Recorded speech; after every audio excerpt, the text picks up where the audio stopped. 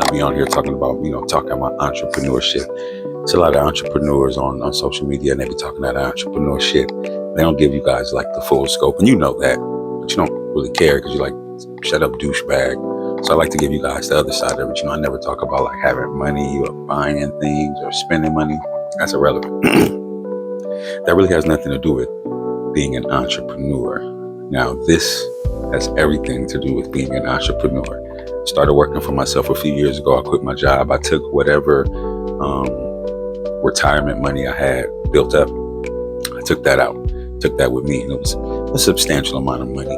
At that time, I thought it was a lot. Keep that in mind, that I thought it was a lot at that time. Now I know it's not a lot of money. But I took that with me, stepped out into the world, not knowing what I'm doing. All I knew was that I had somewhat of a plan. God had my back. I quit my job. I'm about to figure it out.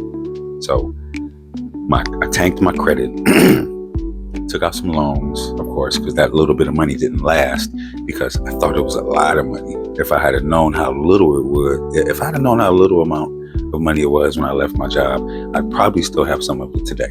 We're talking about like 4 years ago or something. I would still have some of it today if I understood then what I understand now. But anyway, you hear people talking about all the sacrifices they made and all the hardships that they had to go through to get to whatever point that they're at when they're telling you the story. This is a major part of it. I tanked my credit. So I'm operating off cash because my business credit was messed up. My regular credit was messed up because I didn't know how to manage my money. I really wasn't making any money, and I didn't understand the dynamic of not making money before I did make money. So I'm thinking I'm going to be straight once I step off the boat. I started drowning, but I knew enough swimming technique not to drown all the way. At the drowning point, there was a point when I went to my dad one day and I cried on his shoulder because I was beat down. There were several points when I believe any sane person would have said, yo, working for myself is not that serious. It's not that important. I'm getting my ass kicked and I'm losing hard. I'm going to just go back and give up. I had a bunch of opportunities like that. Never did. So I'm going to keep on going. I'm going to keep on toughing it out. I don't care how hard it gets. As long as I can do it, I'm going to do it. I even got offered a job and I prayed about it. And I talked to myself about it. And I realized that that's just another exit that I refuse to take because I'm headed to my destination. This was some years ago. So for the most part, all this time, I've been thugging it out, been pushing through, not using any credit because I've been repairing my credit. It took me a year to realize, oh shit, I did a lot of wrong things. It's time to start fixing those mistakes. So I've been working on that. Fast forward to today.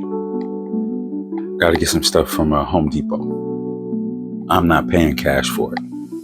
I'm using my credit card that I was just granted access to because I was working on my credit over the years, and I got it back up to a place where people are like, "Oh, all right, we see you about your business.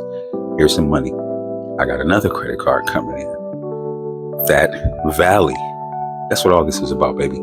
Valley. That valley is where people stop,